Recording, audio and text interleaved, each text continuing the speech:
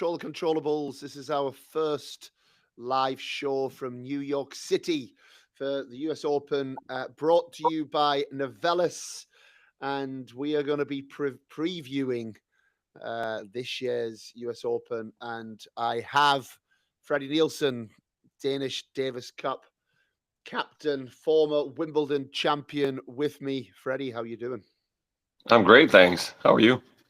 Yeah, good. A bit tired, if I'm honest. I guess that's the 8:30 in the morning, which is I've just arrived. I arrived about midnight from Mexico. It's also an Last interesting scheduling that to put on Monterey before. 2,200 miles away. Yeah. And actually, not that you ever obviously want the team to lose. They lost. Gabby and Aaron lost in the quarterfinals. Got off court, gone midnight on was that Thursday. I saw last night, and I haven't seen check this morning, but I believe that all matches were cancelled last night because of the rain. Oof. So I believe today is, which was going to be finals day, is now going to be one of the semi-final singles, semi-finals, and final doubles, and then whoever's in the singles has to then race to New York, which is a full day's travel on Sunday to play Monday. I mean, I guess one of them might even be scheduled to play Sunday with the way the draw is, but I guess they'll try and split. They have to take that into account. Yeah, they do, but having, I mean, and it is a full day's travel. Like we flew through Houston yesterday. It's an hour and a half to Houston, couple of hours in Houston, and then it's almost a 4-hour flight from Houston to New York. 2-hour time difference, so it's a full day's travel. So for those singles players in Montreal, I'm not sure they're going to be our dark horses pick, because they haven't got the best preparation, that's for sure. But maybe, I don't know, maybe the US Open will look into providing some kind of private plane or something if they're all going.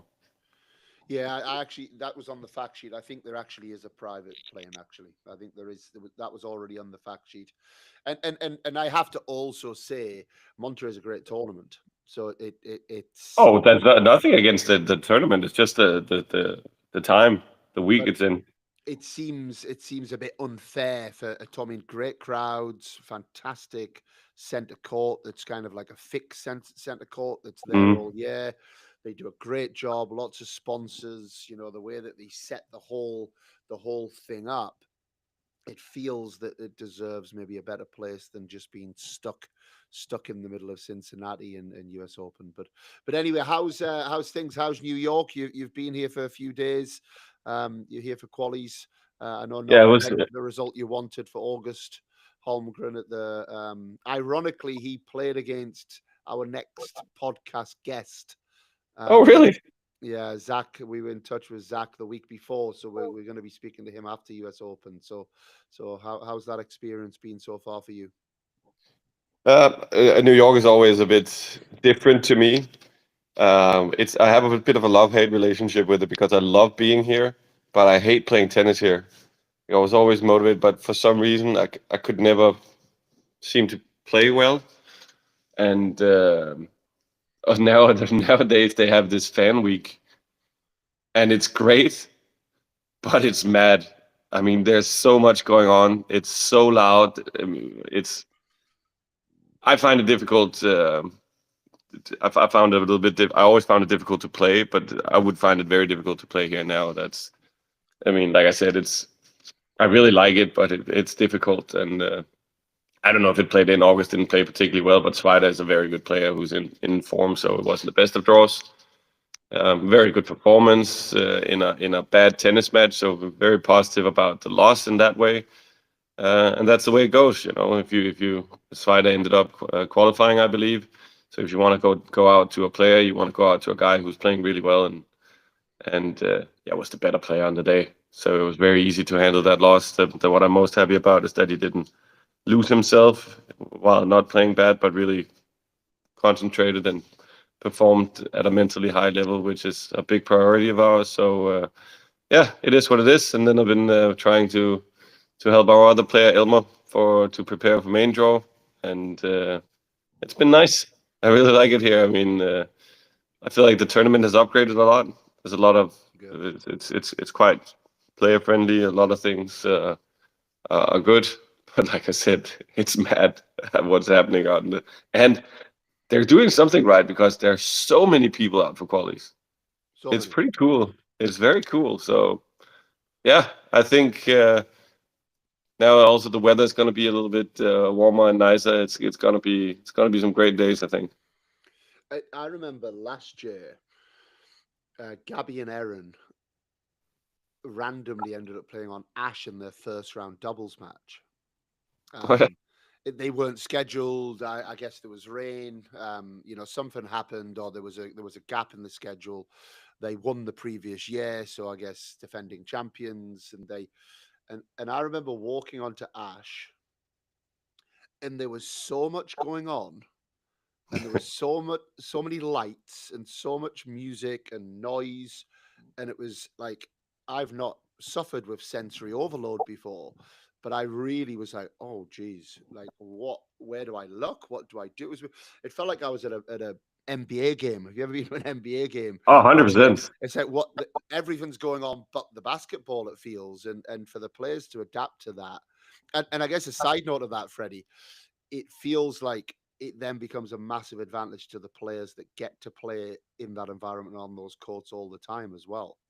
Yeah, and it is true what you say. It's almost like, I mean, it's an American thing. That's also why it's so entertaining to go to the game sometimes. But like you and me, who are used to European sporting events, it almost feel like the script here is that we cannot give them 1 second of peace to think about what's going on. We just got to fill out every moment with sounds and input and screens and whatnot, and makes for an entertaining watch. But I find it difficult to keep my concentration on what's going on as well, and 100%. And also, I feel like it really becomes a factor to the point that the ones that embrace it and can really harness that energy from the crowd and everything, they have a big advantage. I think we've seen it many times before that the crowd here is electric. They get involved. They're enthusiastic about it, and they're not particularly American biased. If you're a good performer who who showcases some good tennis and show that you like to be there and that you want to engage with the fans, they'll take to you and they'll support you whatever. I feel like that's a bit of an outlier in compared to the other slams, is that you're playing an American, you're not necessarily gonna get a biased crowd there. If they take to you early, if you can make them support you somehow, you can get some good crowd support here. And talking of crowd support, Freddie, obviously you were here during the during the mixed doubles event. I think we could probably have a podcast on that in itself.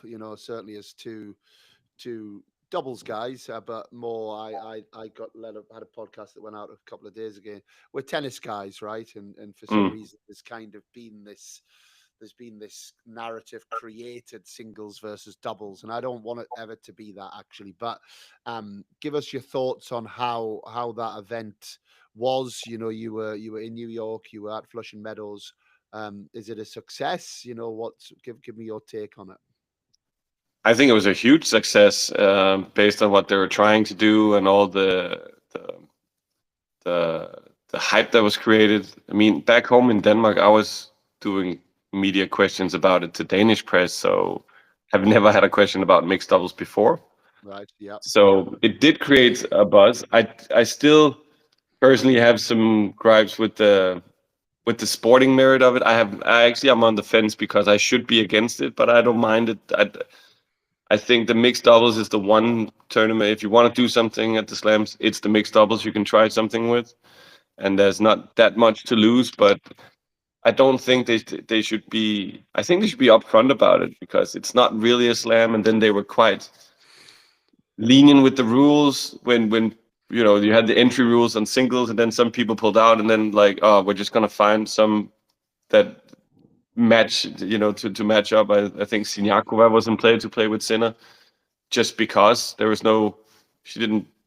If you repair, they're just finding people and then You have alternates that didn't get in, and I just find it to be this should be upfront. And it's more of an exhibition, and there's nothing wrong with that. I mean, last year there was a pickleball player in the finals of mixed doubles. So, I mean, for the sake of my argument, Donald Young is a very good tennis player, but he's primarily playing pickleball now, and he was in the mixed doubles final. So, what kind of message does that send out? And I think it was a good try, and I think they really succeeded with it, and I think it was a big success, and I think it also it could kickstart something on, because like we've said many times, it's not the product, it's not the actual tournament, and you could see that Ash was full for these matches. Yeah.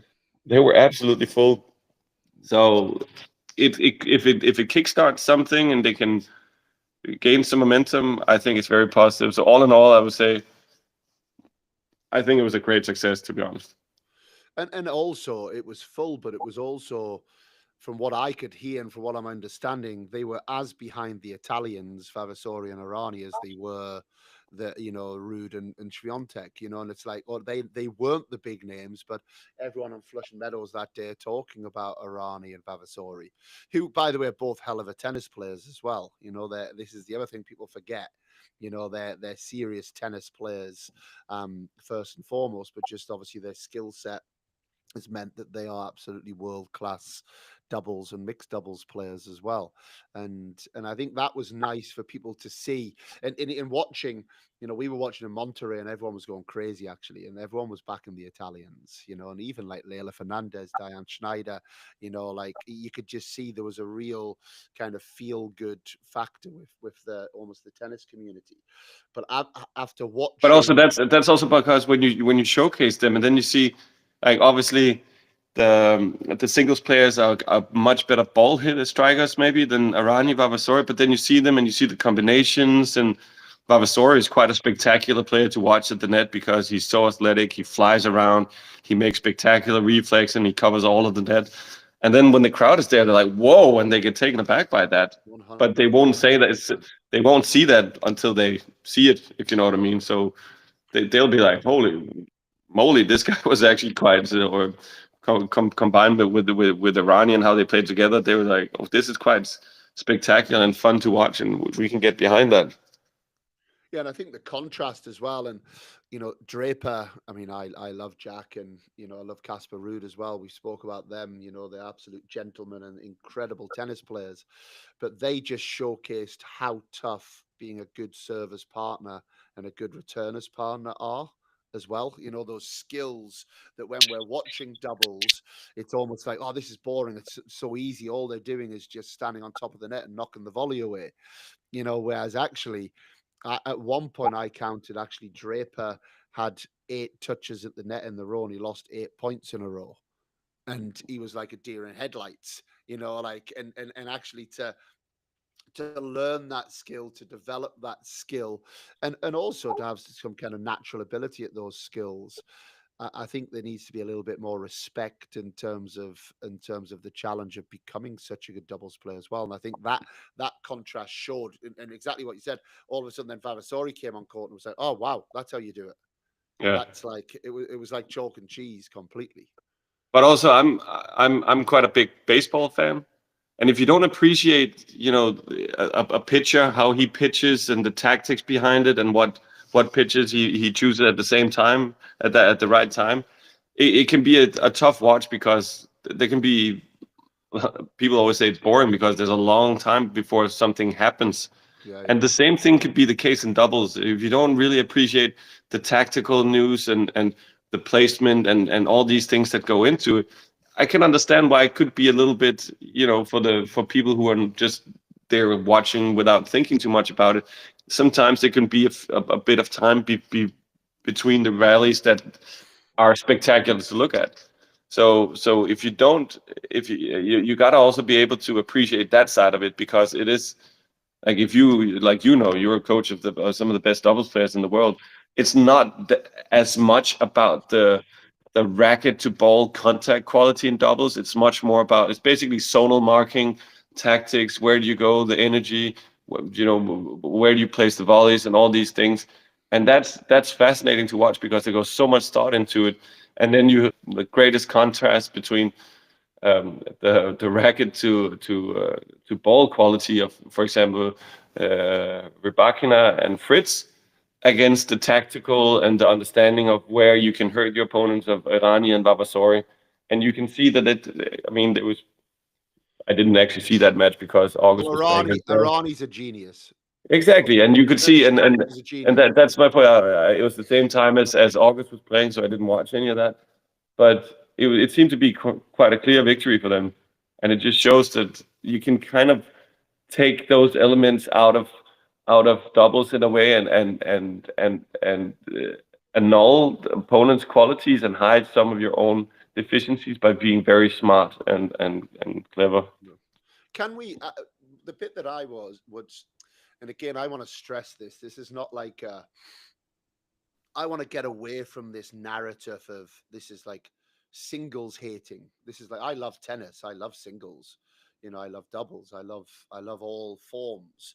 But we also want them to be part of doubles. That would be great. Nobody is arguing that. And they can every week, right? They can enter every week. There's no stopping. But the bit I'd love your thoughts on, and I'll give a couple of examples. And I don't want to also just want to make this about Mardy Fish. I know Mardy Fish had his comment on social media about Rajiv Ram. I think there's obviously a bit of personal beef there. We see it a little bit from Isner and these guys on their podcast as well. You know, there seems to be quite a almost degrading of doubles to a degree. And then the last example I'll give, and again, I'm a big Iga fan and I'm a big Casper fan, but as Vavasori and Errani were having their speech, and that was their moment, right? They'd earned their moment. You know, it was their platform. The world were listening. And I don't know if you saw it, but they just kind of chitter-chattered in the background. Like, didn't stop chitter-chattering as Vavasori and Errani had the microphone. And there's no way they would have done that if that was Draper and Pegula who were there. There's just no way. It's a subtle thing, but I don't believe they would have. If they and I think they got that completely wrong. We all make errors. Maybe they didn't know where the camera was, but the camera was kind of directly on them.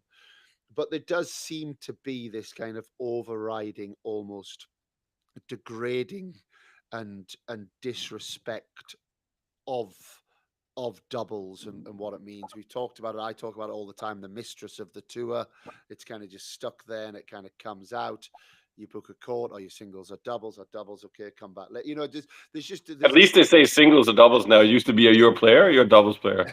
Yeah, well, exactly. You know, and that's fine. But it seems that maybe now is the time to kind of develop this conversation. I believe it was a big success. It's not a Grand Slam in its right. It's not the US Open mixed doubles champion, in my opinion.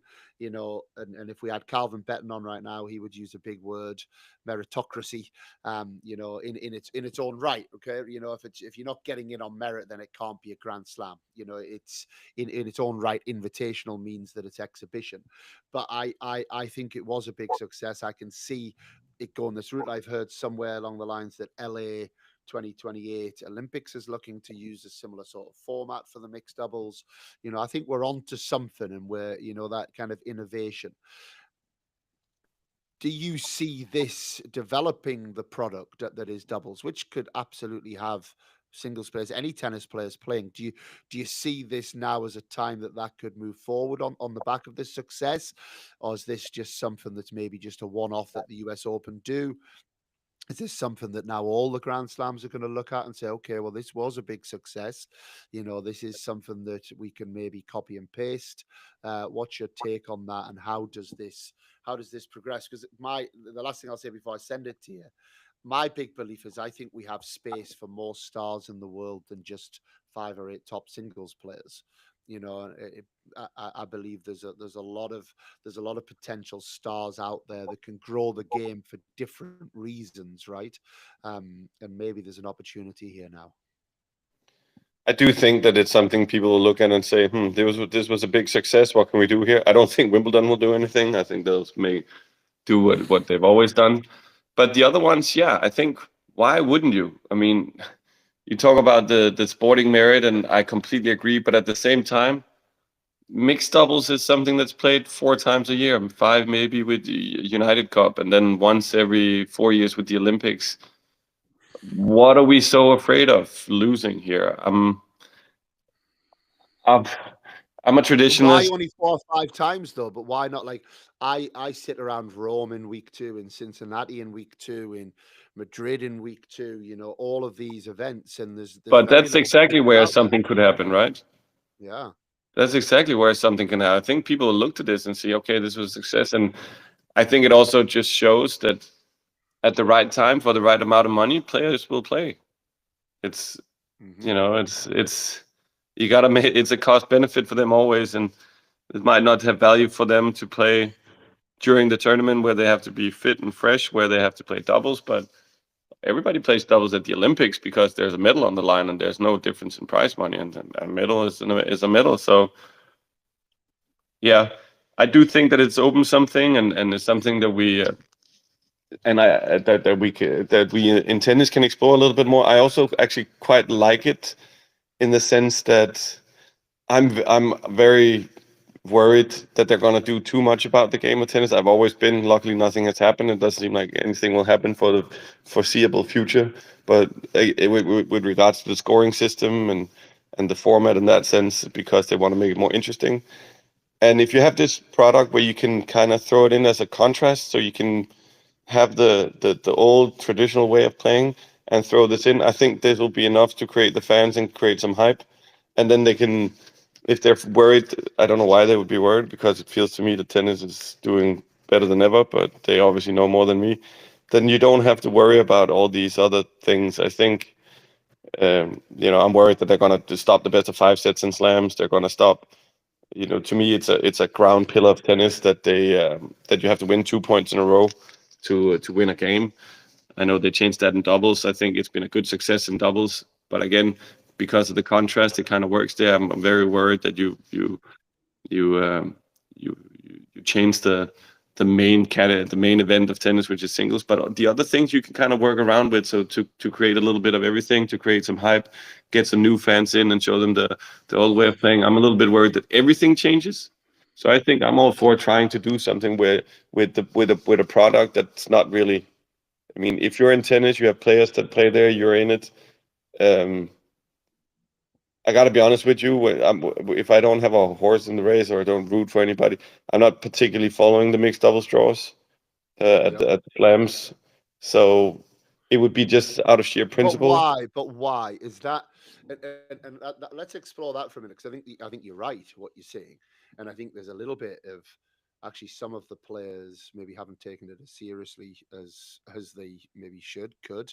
It's interesting to me that kind of those people that aren't so fussed, and maybe I'll play it and maybe I'll sign in, and if I'm still in the men's doubles, then I'll probably not bother with the mixed doubles, are the same people that are then complaining about not being in this event. So they also have to look at themselves a little bit, Yeah, you know. 100%. However, why is it that the interest hasn't been there? Is that because you, as even a tennis fan, don't know the stories of those players? Are you more interested if you're hearing more about it, it's out there, those stories are being told, the marketing's in place? Is it a product thing? Do you not find it as exciting? Is it not as accessible? What is it that, because I always find myself watching, almost, to be honest, any tennis match that's built up to be something. Yeah, I find myself involved in that emotion. Where the mixed doubles final at Wimbledon, I had it, and there was big emotion. The men's doubles semi final, when Pell and Hichikata came back from 9-7 in the third, that grabbed my attention, absolutely grabbed my attention. But if these things aren't in front of us, they're not in our eyes, they're not televised, they're not being talked about, we're not getting to know the players and why they're playing together and understanding the narratives, and maybe it's two people coming from two different countries, and there's potentially like a political story there that can be developed, or there can be a romantic story that's developed, or there can be whatever it might be. Why is it that you think you don't normally have an interest in it? for me personally, it's because I think it's because I know what's going on behind the scenes. Like the amount of times I'm asking the people on the tour that I know, who are you playing mixed with? And they go, give me a second. And they have to go through and look up what the name is. That's one. Right. So Yep. That's one thing. It's a And I think scramble that's why last. we love Iran. I think that's why we love Avrani and Vavasori as well, because they. It feels like that's a team that we can get our teeth into. You just see the connection with them. Yeah, and You that it just means something to them, right? yeah. Many players, it's like it's a bonus. You don't really train mixed doubles and such. You don't practice with your partner. A lot of the times, it's a scramble. You go on the tournament and you see if you can whoever. I mean, I played mixed a few times, and the first time I played it, you just went and saw a sheet of paper. Who's looking for a partner? I was like, I'm looking for a partner, and then that was it. So it feels like it doesn't. It's more of a bonus. That the attitude was always not always, but for the most part, it's a bonus. It's a chance to make some extra money, and then if you win a few matches, okay, then we take it serious. If you know what I mean, because now we're this deep in. So I think it's because I know, or my impression from the vibe from the players is that it is not that important to them. To some of them, it is really important, but for the majority, it's a bonus, and that's why I can't really, if I don't feel that it's important, and you can also see, which I find enjoyable, that how many players do you know are gonna lie sleepless at night losing a mixed doubles? It's a bonus, and if you lose, you try to have a good time with your partner, and you go home, and then you say, okay, that's it. But you're not gonna go home and dissect. You're not gonna most part, some will. So don't get me wrong, but the most part, people are not gonna watch that match again, look at their positioning, talk about the tactical. Why did we do this in that time? It's just something you do. So that's why I'm finding it difficult to really get behind it. Yeah, and I actually hope this is one of my I guess things from this. I hope it's a bit of a kick up the backside to some of the doubles players as well. Of like, this is you Yeah. don't know what you've got until it's taken away a little bit as well. And I'd like to see. I guess at this stage we think the mixed doubles is gonna run at Australian Open as it normally does. I'd like to think that we're going to have a highly competitive mixed doubles event at Australian Open in January. And and how I would wish to say it. So most of the doubles players that come out and spoken about it have been, this is bad. They're taking jobs away from the players. They're degrading the players. This, and this. How about if they took the attitude of, yes, this is an opportunity. We're going to sacrifice one mixed doubles event to create some spotlight, and maybe we can get some even more attention, and it can help grow the sport, and everybody can see how great of a thing it is, instead of just Absolutely, coming out and and that's shooting what's it happened. down. That's what's happened, in my opinion. I Yeah, think my biggest takeaway from this, and I thank US Open for this, is I think the product has been showcased as being what we know it is, yeah. a fantastic product. And it You is a know, lot of fun that people like to watch. I mean, the actual product of mixed double is quite fun. it is. There's nothing wrong with the tennis product. Like I told you, it's not that what puts me off following from day one. It's more that I know that the players are not totally in it. So if they would just come out and say, yes, now everybody can see and understand, I'm sorry, and that's the reality of the situation. Whoever's to fault, that's a whole different debate. But the top 10 singles players in the world are going to create more fuss than the regular doubles players. That's just the matter of fact. So they've been screaming about getting more exposure, more attention. So how about saying this is great, because this is a start, because they're not going to be able to create that fuss on their own right now for whatever reason. So if they could get a kickstart by using some leverage with the big players, then that can only be a good thing. Yeah, absolutely. Look, we could this could end up being a mixed doubles podcast. I want to move it into But I um think that the subcategory is that it's about change in tennis, right? And now we're talking about a mix, so it's not necessarily mixed up. It's more, what does this mean for the sport? What could it mean for other things? And I think that's why it's such a big deal. yeah, exactly that, Freddie. And I think that's my hope is how do we develop more eyes on tennis? How do we develop more stars? How do we spread that out? We know that this tour is carried really by 8 to 10, 5 to 8 players, and I just think there's space for more, Yeah. and I think and I think I'm not the I don't have all the answers on that. I know it is down to marketing, it's down to exposure, it's down to accessibility, availability, telling stories, developing stories. One thing, it was actually a good friend of ours, Carl, Big Carl, got in touch with me with his marketing mind the other day, and a shout out to Carl Lindbergh if he's listening. And he said, why don't, I thought it was a great idea. I tweeted this out, I think, the other day. He said, why don't Arani Vavasori take 10% of what they've made and go to Tennis TV, pay Tennis TV to promote doubles over the next 12, 18 months?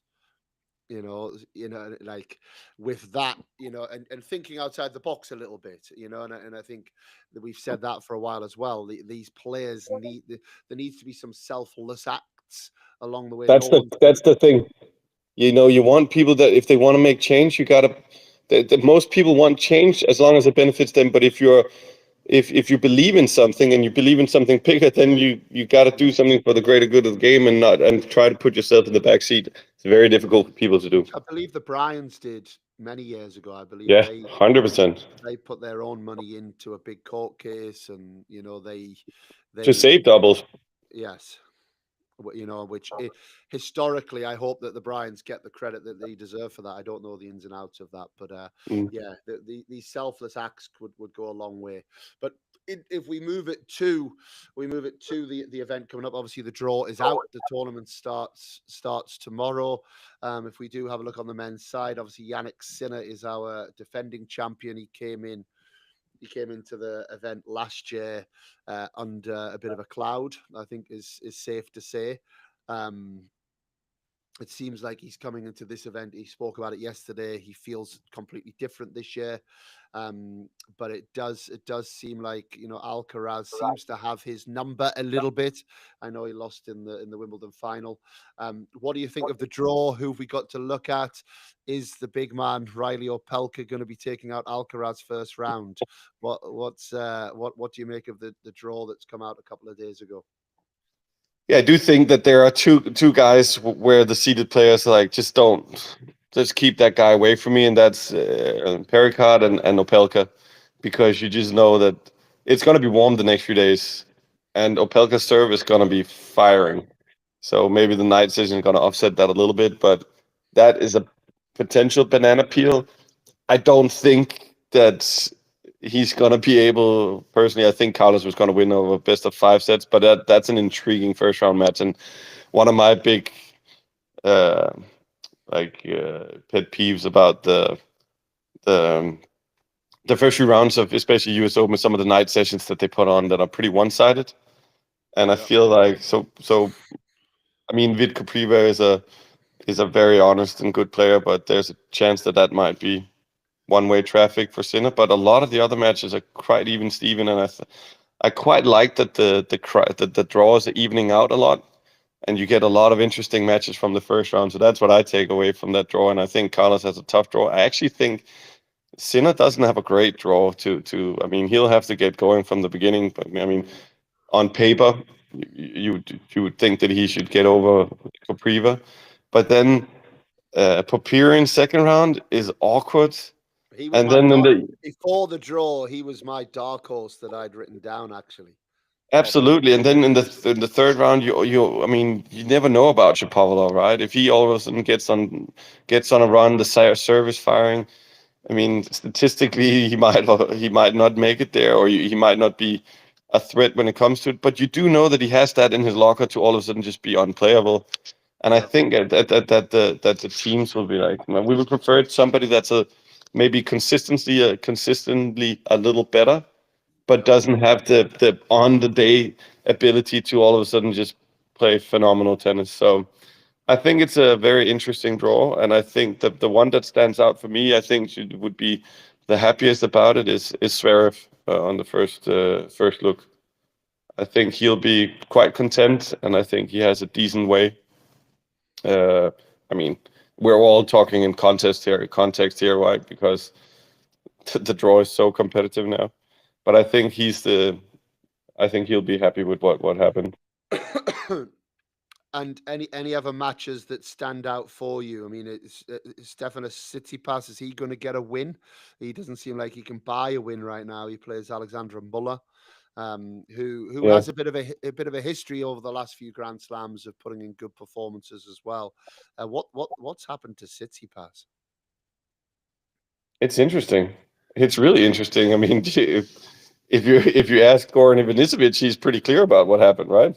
Yeah, But I always felt like there was always, I don't know.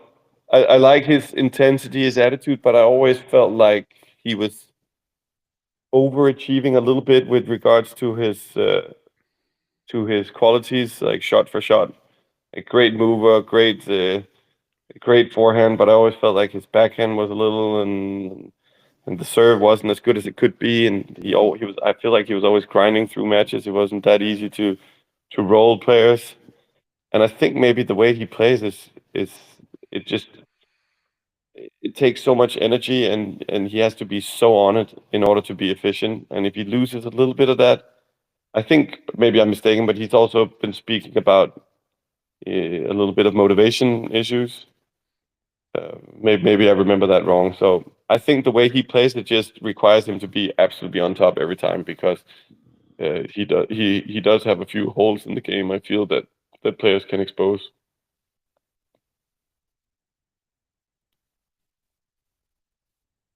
I don't know if you put yourself on mute again. just looking at But all if I can interrupt you, you did ask me what stood out for me now after the, obviously with my own eyes, but also from a draw point of view, I think I can be objective in saying that Holger's match is tough it is. because Botic has a history of playing well in U.S. Open, and he's coming from a final now in Winston Salem. Beat Alcaraz here last year. Exactly, he made quarters from qualies a few years ago. That's not a particularly great draw because Botic is one of those guys. You know, when he's on, he's very tough to play. If he's off, he's not really there. And Holger has a history of playing some close matches with him, at least one big one in the final of Munich. So I think that's gonna be an interesting one. And obviously, from my point of view, I really hope that he can get through that because I think after that it's I think it's a tough first round, but I think the second round is after that it's okay. Stroll for McDonald is okay, but obviously Tiafo, he just lost to him. Not lost to him. He beat him Cincy. in Cincy, although he retired. So I think he has a. It could be worse for him, even though the bottom half of the draw is pretty brutal.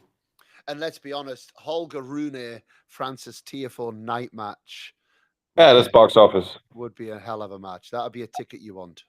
Absolutely, because Holger thrives off those kind of energies, and so does Francis. He's we spoke about that before on the podcast that he's one of the American players who really embraces that side of the crowd and gets them going behind him. So yeah, that'll be a fun match to watch. Definitely. I also like the idea of the night match third round potential of Mensik and Fonseca. Nah, that does nothing for me.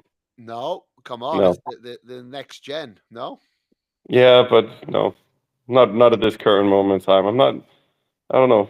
I'm not really on the Menzik bandwagon. I think he's a good player and all that, but yeah, he's not one I look out for. No, I think you can have my ticket then. Jakub Mensik, age 19, ATP ranking 16. Oh, I'm all for that, but the visual of the tennis and I don't know, it doesn't do anything for me. Great player. I'm not arguing his merits. Won Miami, but Is Mensik Fonseca now what Sinner Alcaraz would have been 4 years ago? possibly. I'm not saying that anything that you're saying is wrong. I'm just saying me personally, no. I don't even think they'll get there. So who's going to beat Mensik? Jarry first round, maybe, Yes. Yes. and then Fonseca plays Kekmanovic first round, which is And Mahach. Mahac would be second round or Nardi. Yeah, So I I don't think they'll play each other in the third round. yeah, very possibly, very possibly. Well, I tell you what, you didn't half put that fire out quickly. That's that's fine. We'll go with that. That's all. And what about the Americans? You know, big I'll share a little moment that I had in Cincinnati. Actually, just that I think it's quite nice to give these insights, and I'm sure Brian Shelton, who's a legend, by the way. I've got to know Brian quite well over the last few months, and You what must also have did you play against him in college? Was he already coaching when you were in college? possibly, I don't know. Maybe I don't know, but I can honestly say he is exactly what you see on the television. Like, just what a delightful man.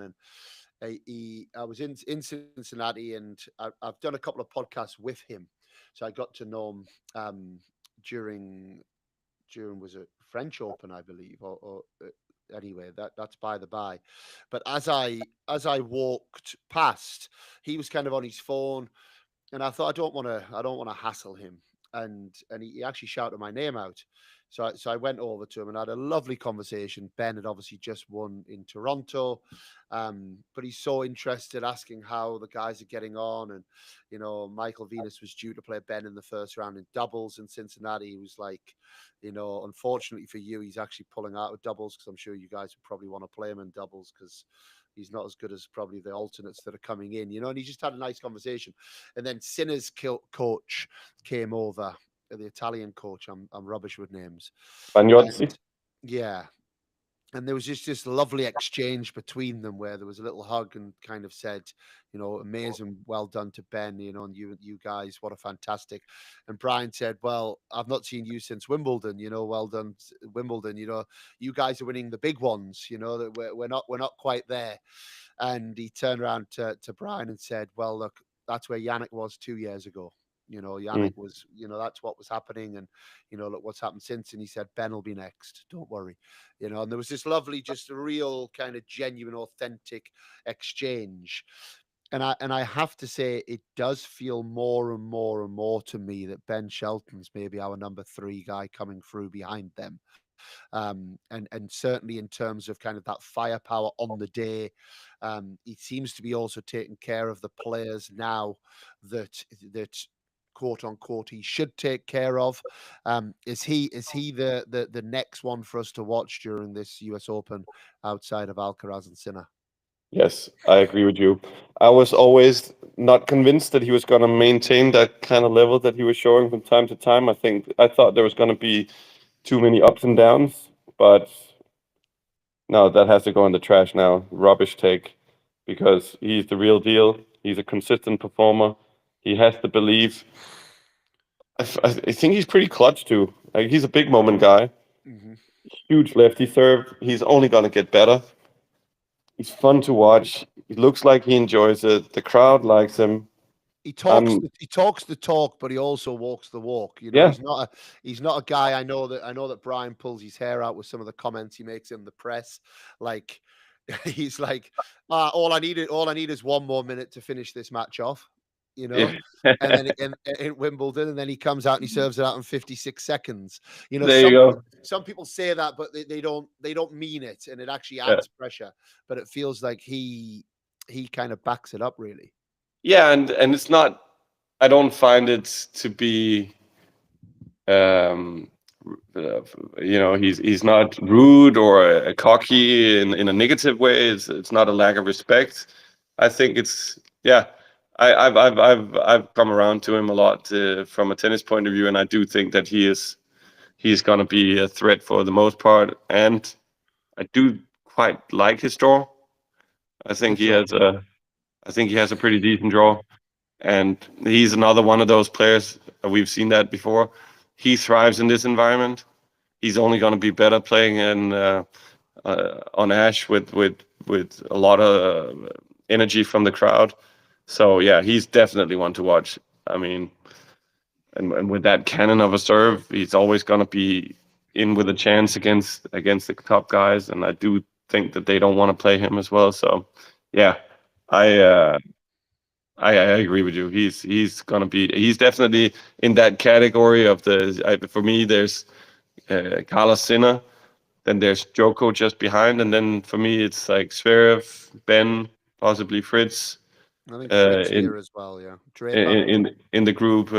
Right, I still feel Draper needs to be a little more consistent regularly to get to that group of guys.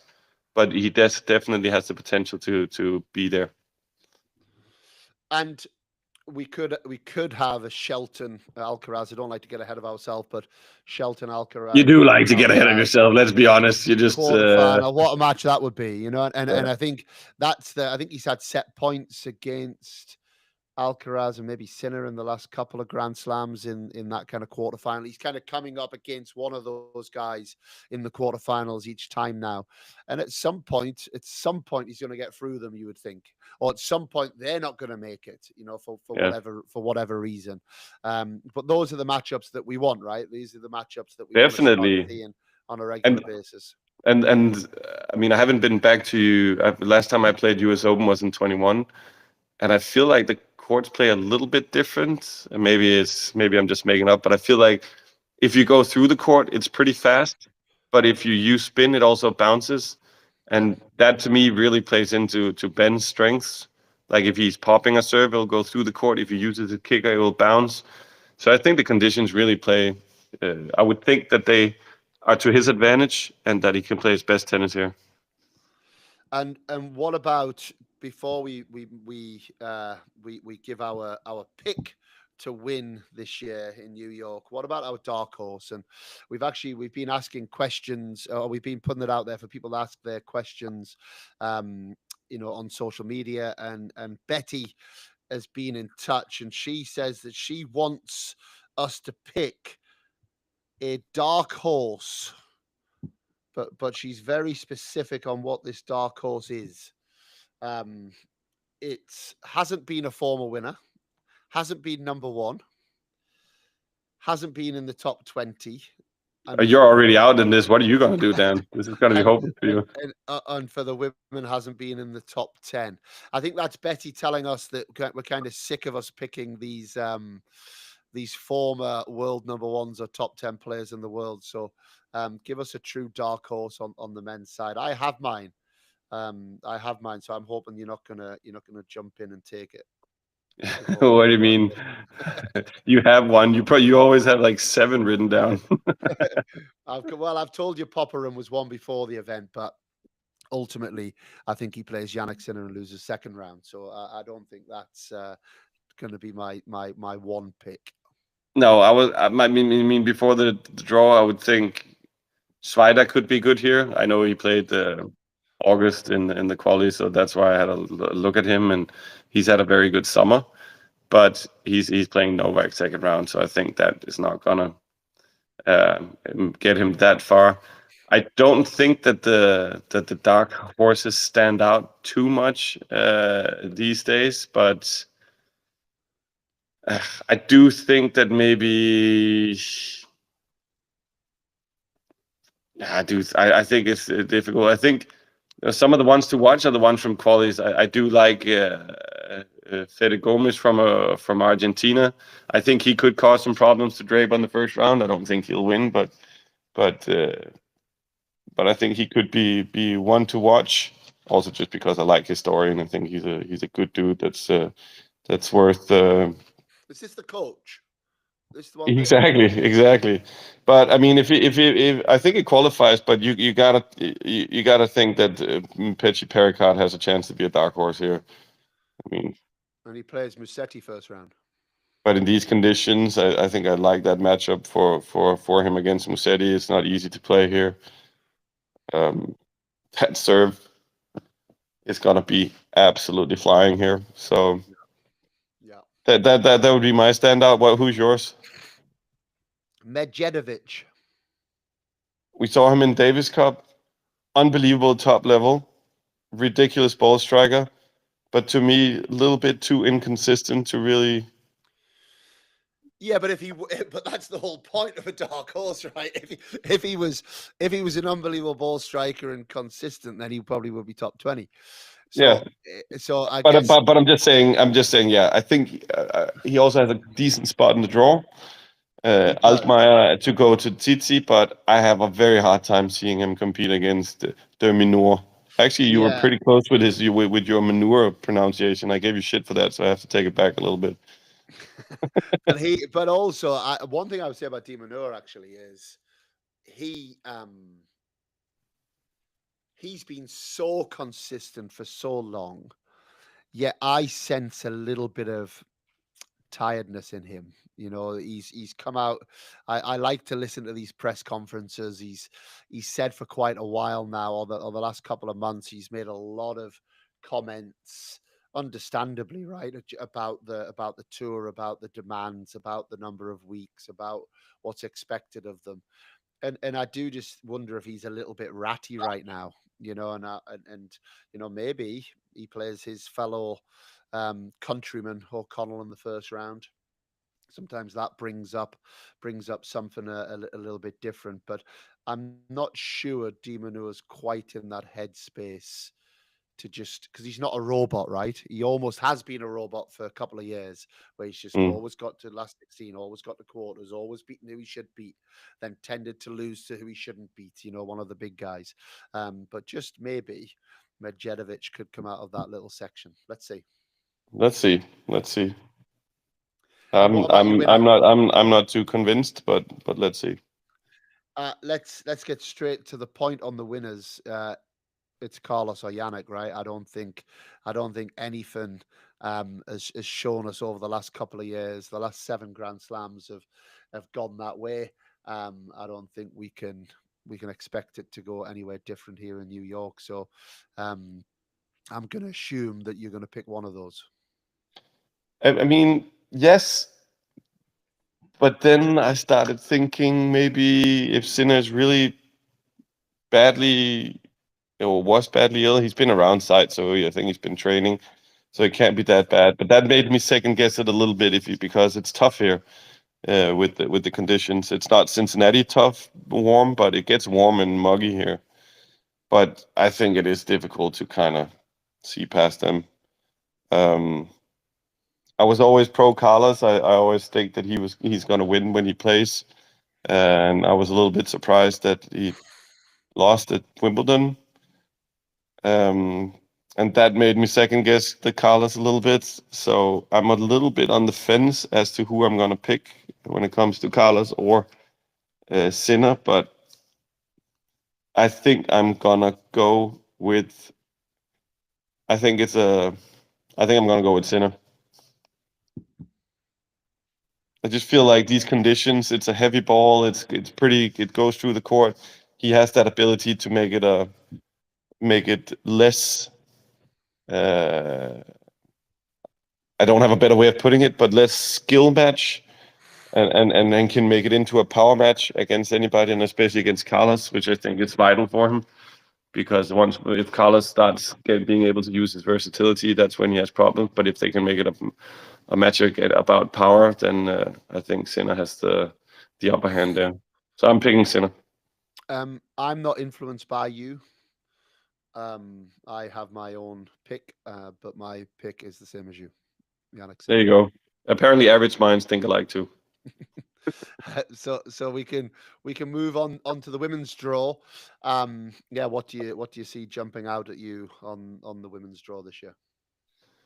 Again, I'm very biased, and I've always mentioned her on this podcast. But I purposely piped down a little bit because I felt like I couldn't mention her every time. But now I think she has a legitimate shot. But Clara is doing great, and she's proven that she can beat Sabalenka. I think she has a good game for her, and I really think that there's a chance they might play each other fourth round, and that's what I'm looking for, and I'm really hoping it's going to happen because it's a breakthrough year for Clara, and it's time for her to cement her place in the top of women's tennis, and I do think that she can hurt Sabalenka were they to play in the fourth round. She has a tough first round draw, Clara, against Ayala, so I'm not Yeah. taking anything for granted at all. But that's kind of with my wishful thinking what pops out to me. The one that I want to mention actually, I was a bit of a story again to share. I'm sure Sue Wei she doesn't listen to this podcast, so but a bit of a side story. So Gabby and Erin played Sue Wei and Shibahara in the first round in Cincinnati, which is bloody tough first round draw. Having all of those players on the court, and there were 5 love down in the first set. but they'd had 10 game points up until that point. So imagine that 5-love down, but you've had 10 game points in those 5 games. Came back and won 5-5. Now Shibahara made final of Aussie Open doubles 23, I believe. Very good doubles player, but went back to singles. And Sue and Shibahara were due to play US Open together. And after that match, Sue Wei dropped her for US Open less than 24 hours before the entry was finalized. And Enna Shibahara is a lovely, lovely girl, and she's a hell of a tennis player. And she didn't play that bad, I promise you, in that match. You know, like she maybe wasn't quite 100% herself, but she, played a decent match. Anyway, I had a big smile on my face when I saw that Shibahara had qualified in the singles. These are kind of the stories that aren't at the forefront of what we read, in the newspaper or on the main headlines on Twitter. But that's kind of quite a big knock, right? To be given that information. But then for her to then have responded the way she has, and she's rewarded herself with a first round against Raducanu. Who I think will take care of Enna, no problem, But I think Raducanu is also worth our mention now, not just for kind of superstardom rights that she was at the forefront, but a big shout out to her and her team, because she's put herself up for me right in the mix. Somebody told me, I know it's a practice set, but she beat Sabalenka 6-1 in a practice set yesterday. Even the fact that Sabalenka's even asking her now, right? She's kind of, it feels like she's got the respect of the best players in the world, probably similar to Clara, really, of someone who, has the ability. She would come up really potentially. Raducanu's got a very difficult draw, though. Potentially could have Tova, who's playing very well right now, to then potentially play a Rybakina in the third round. That's a pretty strong. Then, I mean, in Rybakina as well, who seems like she's a bit back to her old self, which is a bit worrying, because she's got the coach back in the corner. But that's she would potentially have Raducanu or Kudermetova third round, to then potentially Paolini fourth round, to potentially quarterfinal Sabalenka. That's a really kind of strong, tough section, which is great that we're potentially getting all of these matches as well. So those were a little couple of standouts for me when I went through it. I think Krejcikova against Mboko is a fascinating first round. Obviously Mboko winning in Montreal, and seems every bit the superstar that she could be. Krejcikova's getting back into some form. The winner of that, I expect to go on a bit of a run, through the draw as well. Mira Andreeva won't necessarily like. How far you think you think they're going to roll Navarro? I don't think Navarro gets there. Wow. I think Navarro's off. Yeah, I would have, if you said to me right now, Mboko's playing Navarro third round, who's your favorite? Of course, Navarro's now got 2 more matches under a belt, but as they currently stand, I'd be saying Mboko's the favorite in that match. Okay, fair. If I have a little look at it, actually, Navarro, lost to Alicia Parks in Monterrey first round, lost to Ella Sedel in Cincinnati first round. In Montreal, beat Rebecca Marino, then lost to Yastremska second round. Washington lost first round to Sakari. Wimbledon, last 16 to Mira Andreeva. But yeah, she on the hard courts this season, US hard courts, she's 1-4. Yeah, she's due. Yeah, it depends how you look at it, I guess, huh? Yeah, but it's just, I mean, I think that she's got, in order to get going, she's got not the worst of draws. No, I would agree with that. What about Venus Williams against Makova? Yeah, I mean, the fact that she's competitive and I mean, she doesn't look like a nostalgia wildcard. I think she looks like she's can actually play, which is She does. insane. Well, when I saw her get a wild card in the Washington, I was like, come on, like seriously. I mean, I've got so much respect for what she's achieved, but Yeah, come on, time's time. And then she's shown that she's ready to play and compete and win, you know. yeah. So absolute hats off to her, you know, and she's completely earned that. Yeah, Um, I that don't could be think an she interesting match here. On Ash, she'll get going. She'll be fine. I think Muhua will be too much for her, but I think it'll be a good match. absolutely. So yeah, and then we've got Coco Gauff that's brought in the biomechanic Gareth, I believe, who was working with Sabalenka for a long time. What amazed me about that, I was in the gym in Monterey in the hotel, and on the screen, I basically was watching a private lesson of Coco Gauff being taught how to serve. Really? And what absolutely amazes me is that she's doing this work on these show courts that have got cameras. Yeah. It was like, whoa, like Hmm. it felt very intrusive, you know. Yeah. So she gets that sorted. I've said this for a long time. She gets a serve sorted. She's the best player in the world. Yeah. I don't disagree. I don't Yeah. disagree. It's an interesting one, but it feels like she still has the base of her team. I feel like isn't it Forel who's always with her consistently? Yeah, but the guy who who she was been traveling with for the last 12, 18 months, she has moved away from in the last I couple of know, years. but it's not. I'm just saying that it's not like wholesale changes to the No, it's team. not. No, it's not. She's basically just brought this guy in, I think, very specifically to look at the serve. Yeah, Um, you know, but it seems a little bit kind of whoa, all of it. She's obviously Cincinnati, the serve fell apart a little bit. So I think this has been like again, like I need to get this sorted. yeah, but it's kind of um, it kind of speaks to her what's the word? Urgency as well. I think there's a few ways to look at it, and like I'm not content with this. You know, I'm not scared of. I need. We you know, we always talk about the framing of courage with August, you know, that you really have the courage to go into US Open and play for the title with your serve not working? Do you have the courage to do that, you know?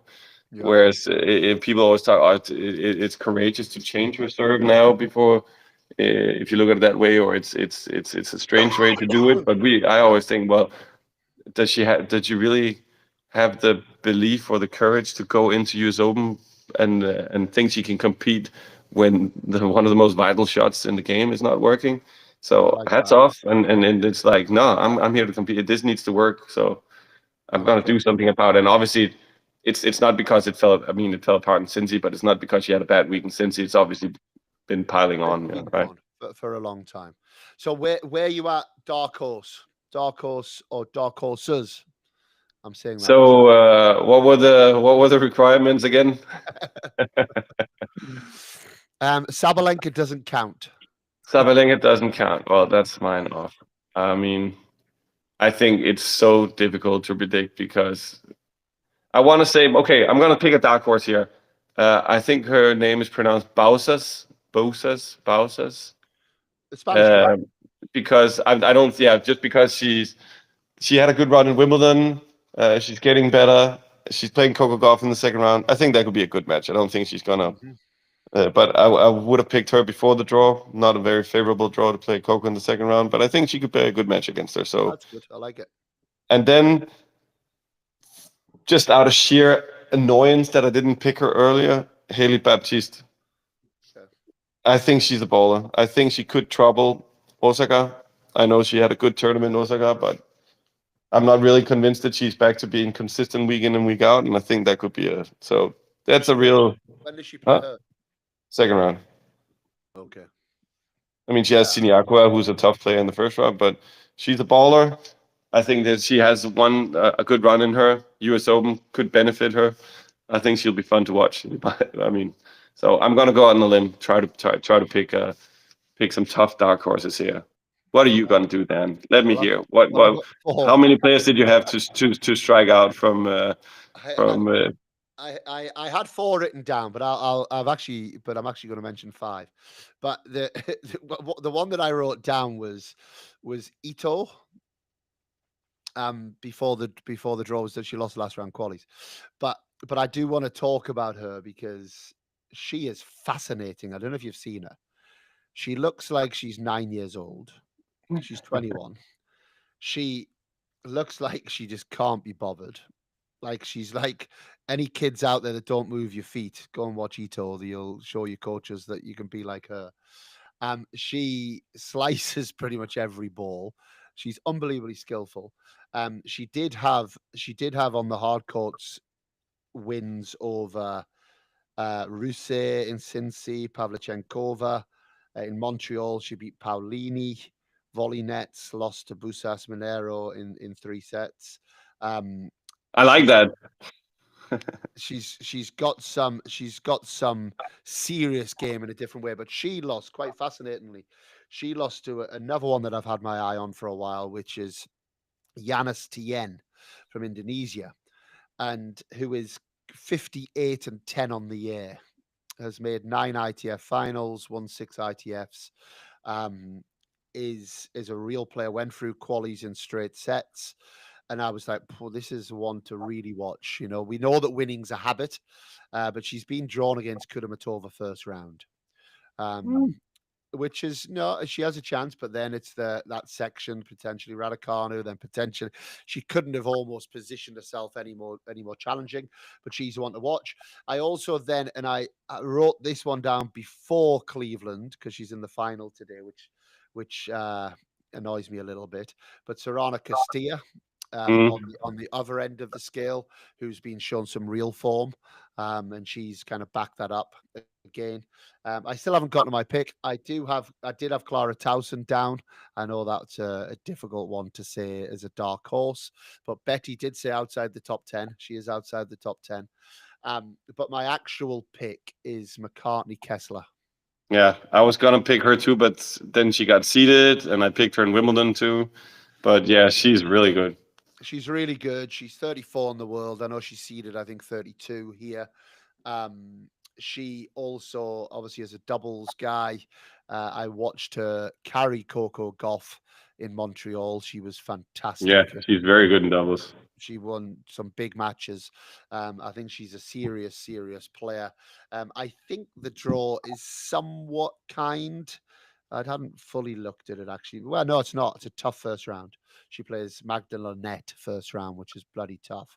Um, she gets through that von Drusova. Okay, so it's not a good draw at all. But she is someone that can play. So that is my dark horse pick, McCartney Kessler. And then the other ones if they do well as well. And all the other ones, so that you have something to claim. And what about your winner? um, yeah, I don't want to pick a Sabalenka because I think I hope Clara's gonna beat her. But yeah, It's I tough. think it's I do think that the I'm gonna pick Iga. She's favorite, I think. Yeah, I think she seems like she's found something. I agree. I agree. So I'm gonna pick Iga also because I feel like when she's on, also her game feels like it needs to be on a little bit. She needs to be on and firing on all cylinders because she doesn't just take points away from the opponent. But yeah, that'll be my pick. Yeah, they seem to have found the right chemistry. It's like it's interesting. Daria, her sports psychologist, has definitely taken a back seat. She's obviously still involved, but it always felt like she was leading everything. Mm. Whereas now Iga's doing her stuff in the gym and Daria's working out separately. And it's oh, that never happened.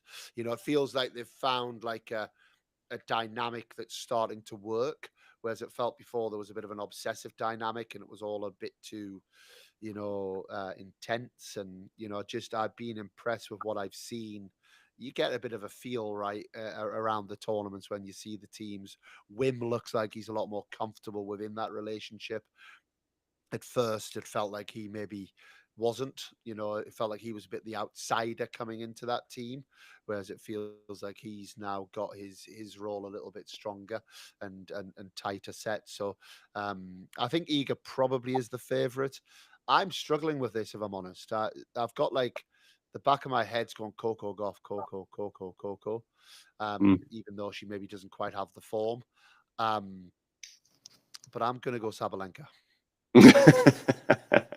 You remind me of a Danish commentator once in a Tour de France stage. There was a sprint, and he goes, "Sabel, Sabel, Sabel, Sabel." Abdul-Jabbar wins. The other one actually is Rebecca, I think's found form, and she kind of has it over Sabalenka a little bit. So if they play each other in the quarterfinal, then I think that's a 50-50 match. But yeah, I'm gonna go Sabalenka. Now, no, Freddie, you've got to go in a couple of minutes. I just want to ask a couple of questions that have come in. I think it's important. Thank you for everyone who's engaged. I know we've had quite a few questions. I can't ask them all. Who's going to go furthest of the Brits and the Danes? As one of the questions that's come in for us. I mean, who's gonna go furthest? A Brit or a Dane, or? Well, no, the furthest Brit and the furthest Dane. Let's not make this a competition amongst countries. Okay. Well, I think Holger's gonna go the furthest of the Danes. Over Clara? Oh, in 2 different draws. No, across the board. Yeah. Oof. I'm gonna play the Switzerland card here. I'm not gonna go out there, and I'm playing the Switzerland card. That's too tough. First time in the CTC history, I'm playing that card, and I'm not taking a stance. Wow. I think they're both making finals. How about that? How boring are you? Yeah, I should just pick 18 players in my dark horse and be lively. Let's get Kieran Forster back on. At least he gives us gives us a stance. Yeah. What about the Brits? Who's going to go furthest with the Brits? Jack Draper. Yeah, I think so. Jack. I always want to give a shout out to Cam Norrie as well. I think I love Cam, and I love what Cam's doing. He plays. That's an interesting first round. He plays Seb Corda first round, which that could have been a quarterfinal match a couple of years ago. But Cam Norrie, I'd love to see have a run, and he's had a great last few months as well. So, but I think Jack, just when you're seeded, your options open, right? Don't they? And I think Jack's options are open. It's hard, I think, to see a British woman going past the third round. Just looking at the draw, Raducanu is obviously the one that's got the bit between her teeth right now. Danes, I'm going to go Holger. I think Holger's going to have a run. Yeah, I do. Yeah, we know that he's got it right. We say it every time, but I'm gonna go on a limb. At some point he's gonna, just like we used to say Anisimova, and Anisimova then had her run. I have that same belief in Holger. It's a matter of time. It's not if, it's when for Holger. So that's how I would answer that one. We've also got a question here. How do you spend your days in New York beside training until next week's match schedule? So I'll throw that to you first. How would you normally spend your days in New York? Do you get to sightsee? Do you get any chance away from the tennis, or is it just tennis only? Well, for me personally now, the Red Sox are in town, so I'm watching the Yankees Red Sox at night. Normally, there's a lot of it takes it's one of the more difficult ones with downtime at the Yankee Stadium. Yeah. You've been going, have you? Yeah. No, there's a lot of transportation time from most people stay in the city. It can take a long time with traffic going back and forth, and by the time you get back, it's already late. So usually you're just on site a lot. You try to get your practices in. It's not that easy. It's not that easy to do stuff because you also want to try and get some treatment, make sure that you're ready for the tournament, and then when you go back, I think they try to find some good places to eat, um, try to explore the city a little bit, maybe go to the park. New York is the one tournament I feel like where it's difficult with downtime because also if you're a qualifier, you don't have transport, so you have to time it with the it's not too much, but the half-hour schedules on the shuttle. And if you leave at the wrong times, it could take an hour to get back to the city. Yep. So basically, it's maybe trying to take advantage of the city, but most of the time, it's just managing your time and training and going back and having dinner and then copy paste the next day because you start early, you come back late. And there's not that much downtime in New York, I feel. See, I'm a bit different to you, I think, on that. I think I'm obviously not a player, but I think New York and Rome are the two cities that, almost regardless of the time I get back, I find myself exploring. And it's like, and so and actually I have my family arrived today, which is nice. I've been away for the last 2.5 weeks, so it's nice. They're going to be here for a few days, so I think we're going to a show on Broadway maybe tomorrow night.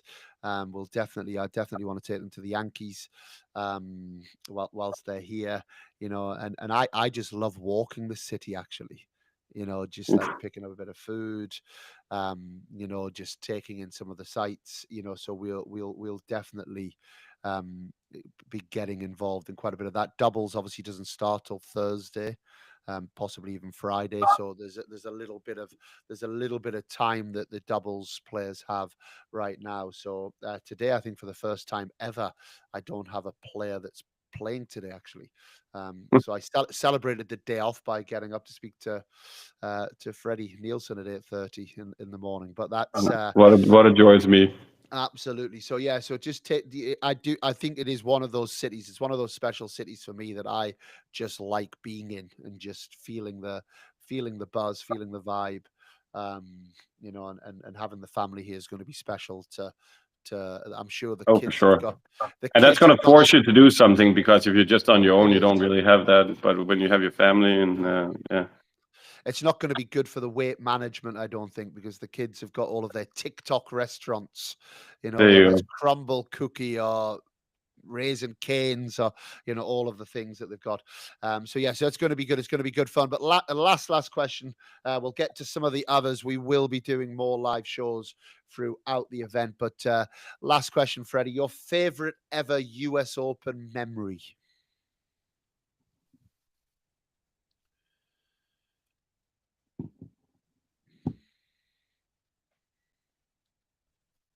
I mean, I was always shit here myself, so I don't really have any good experiences from playing. But just being here is big for me personally. I have a lot of good memories just hanging. My birthday was always during US Open. When's your birthday? Was always, or still, is it still? Is it not not anymore? Well, I'm not going to be here next week. Okay. So it's next week. So it's August 27th. So I always celebrate my birthday here, and I took some of my tennis friends out for dinner every night. So that was. We went for dinner one night on your birthday a couple of years ago. Yeah, we did. We went to a place to get a burger. They only serve for lunch, so that was happy days. No, I thought we went and got a pasta. Yeah, but the reason why we were at that place was to get the burger, and they only served it for lunch. So. Oh, really? The pasta was good. The pasta was good, but yeah, just being in New York. So I think that tennis-wise, I would say maybe the Sampras final when he beat Agassi, or the Agassi Blake match in, when was that? 2005. Yeah. You remember that? I mean, that's the most insane tennis I've ever seen, I think, at that time. Yep. Probably still is. The night matches. The night matches are special. Yeah, exactly. So those would be mine. That stand out. Yeah, I came in 2012 for the juniors, and I remember getting tickets for a night match. It was actually an Andy Murray night match, and that first feeling of walking in Ash Stadium in a night match. I'm not saying it quite compares to the first time I walked into St James's Park, and the hairs on the Oh, back of please, my you neck. can't say that. That's blasphemy. Yeah, it wasn't quite the same, but it was pretty special, that kind of night match feeling. I have zero memories of being a player here because I wasn't good enough and I didn't play here. So all of my memories are very much as a coach and as a fan.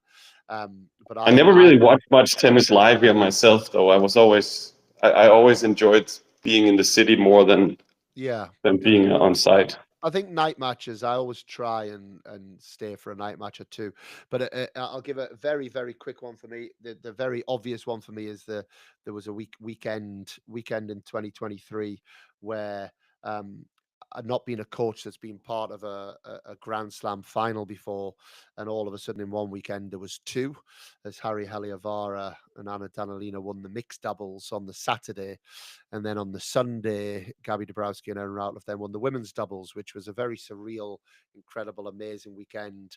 We had something going on back in, I was supposed to be running a half marathon back in the UK, which was very emotional because all the family were running that. For my mum's got dementia towards that. So it was a very, very crazy emotional weekend.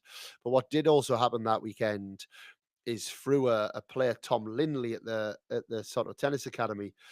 We got invited to the ESPN suites for the Coco Gauff final against Sabalenka, and that is the one right behind center stage on Arthur Ashe Stadium, and that was an incredible experience. You sat there and you're looking around at all of these celebrities that you're in the suites with, but you also see that all of the photographers and cameramen are positioned kind of paparazzi, but it's all set up. So all of those pictures you then see on your social media the next day, it's all set up. And you've got Justin Timberlake there, you've got Kevin Durant here, you got all these incredible people. I must admit that was a very, very surreal weekend to kind of have all of those. Dan Kiernan was there. Well, I don't know if anyone cared about that, but certainly for myself, that was like a bit of a weird kind of pinch me moment of what is going on here. But Freddie, you have a great day, mate. I hope to see you. I might not though. Yeah, I'm not same going to to be you, on the Dan. website. But Good luck. Good luck to your players. thank you and yourself, and we will be back in touch, guys, with lots more coming your way over the next few days. But yeah, take care of yourselves. Have a great day. Until next time, I'm Dan Kiernan, and we are Control the Controllables.